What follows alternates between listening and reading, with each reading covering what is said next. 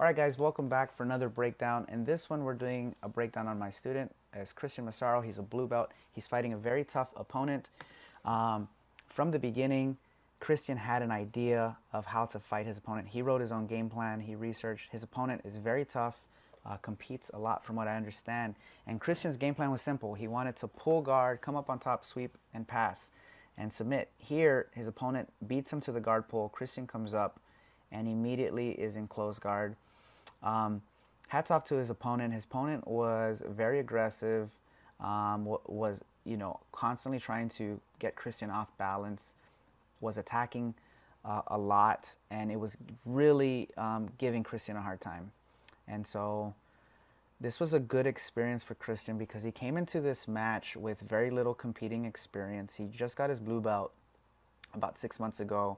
This is probably his second competition at blue belt, probably his third, if not fourth competition at the most. So he doesn't compete a lot. So this was great to see him really go outside of his comfort zone and really try to compete against a really game opponent.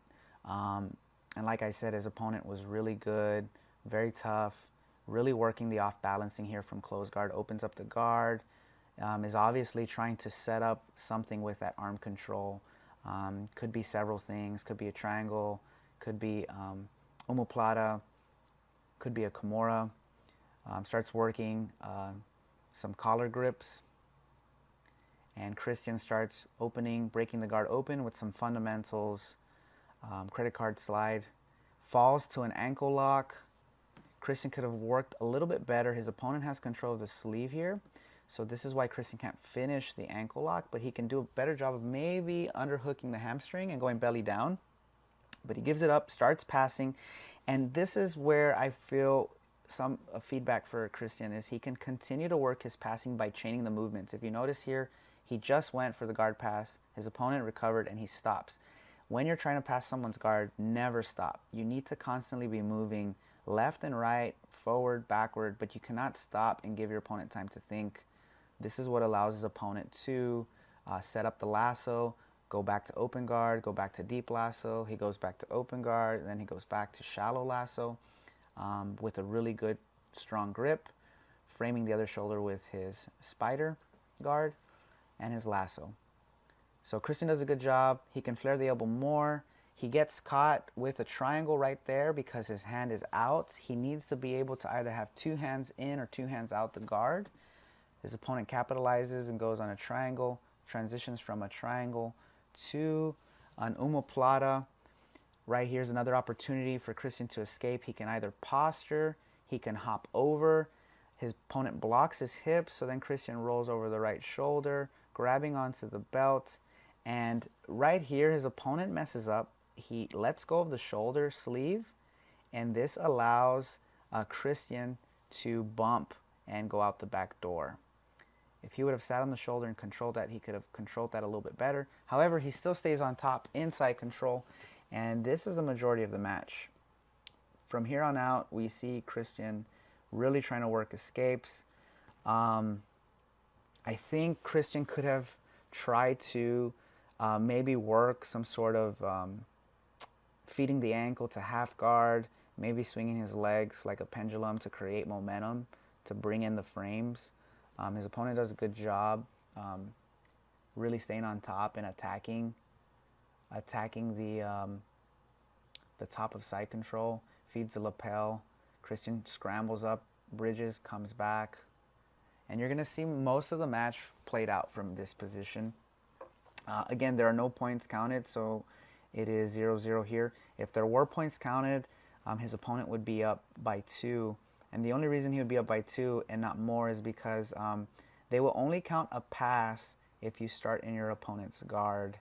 Because he technically wasn't in the guard and he just swept from omoplata, he swept them and landed on top of side control. This is a rule IBJJF has. His opponent goes for a arm bar, and Christian defends really well. Scrambles to north-south. And Christian also defends well. And so Christian stayed really consistent with defending.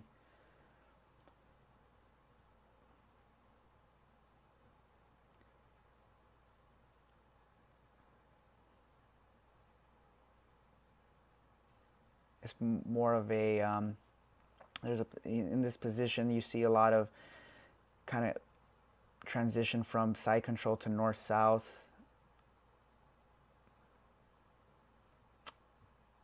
Again, I would like to see Christian use more of his legs to create momentum, more like a pendulum type movement, and his opponent doing a good job controlling the top, trying to feed the lapel to a choke. He goes for this choke, and I think the reason it doesn't work is because, one, it's not deep enough. Two, Christian is able to sneak his chin underneath the lapel. Three, I don't think his hips are high enough for that long. If you notice, he puts his hips high, and then they drop low again, and then Christian is able to survive that choke. So his opponent lets go, goes back to side control. So it's a great attacks by his opponent, great defense by Christian. And again, this was a good match to really showcase Christian's work. We're really big on fundamentals, so we start a lot of our positions from side control, mount, back position. So Christian's been here before at the gym many times. He sneaks his arm into the leg to try to sweep or try to go to half guard. Doesn't work. His opponent is able to respond and stay on top. Side control. Goes to mount. Right here, I would like to see Christian do some upa escape, elbow escape. He defends the Americana, which is great, but also at the same time start working to bridge and bump to create some space. His opponent starts attacking, goes to armbar, and then a very nice transition to back. Now here is the part where his opponent makes a minor mistake that ends up costing him, actually. Instead of working the hooks, he immediately crosses his feet here. And the reason that's bad is because as he crosses his feet, Christian actually closes one of them in between his legs. Now if you notice, one foot is still to the outside. Now that foot that's to the outside is pretty safe right now, but the other foot is not. And so what Christian is doing here at this point is he's defending and hand fighting, but at the same time, you see he's cranking on the bottom ankle with his hips.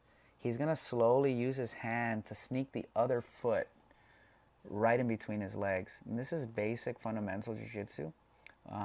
It's very important not to cross your feet when you get the back, and it's for this reason.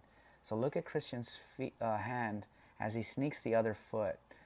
I'll pause it so you can see right there. He starts grabbing the foot. He's going to sneak it in between. He sneaks it in between there. He's going to clamp his other foot over, triangle his legs, and crank. And that is an ankle lock. It is very dangerous. At the school, we do this. We tell our students to let go early so we don't hurt them. He crosses his, triangles his legs, cranks, and his opponent does a verbal tap. So Christian lets go. He lets go, which I think was smart. There's no need to hurt opponents in this position.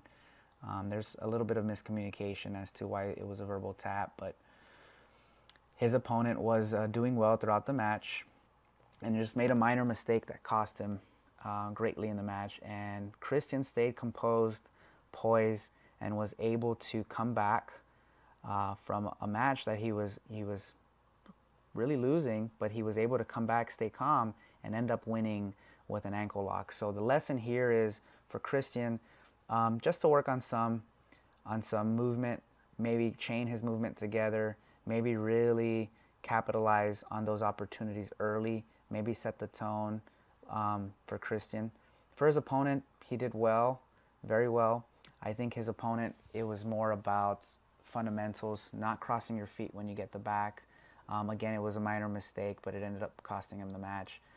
But, you know, hats off to him for having a very good fight, and really proud of Christian to come out with a game plan. It didn't go his way, but he stayed calm and collected and poised throughout the whole match, and he was able to come back from a really big deficit where he was losing, but now he was ending up setting up the own ankle lock and was able to take that home as a good victory.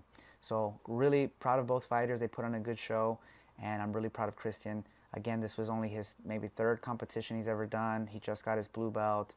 He's starting to really grow and expand himself. And I know this is going to be a learning experience because he did make some mistakes here, but he'll just learn from them. And I'm sure his opponent will learn from this mistake as well, and they'll both be better competitors for it.